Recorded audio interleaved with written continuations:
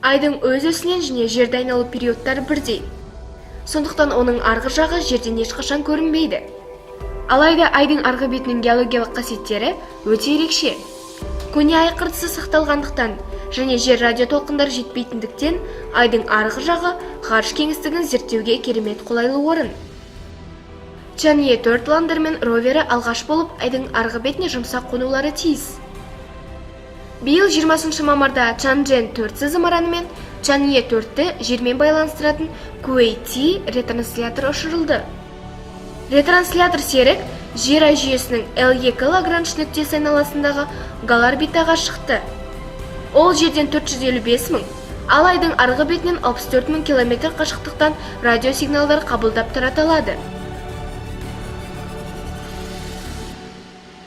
Куэй-Ти портында алғашқы жұлдыздар мен галактикалар пайда болғандағы сәулеленуді тіркеуге арналған Нидерланд төмен жиілікті радиотелескобы мен лазерлік шағылдырғыш бар.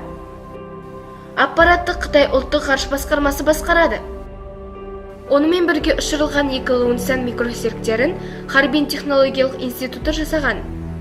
Олар ай орбитасында аса ұзын базалы радиоинтерферометр түзіп, маңызды зерттеулер өткізеді.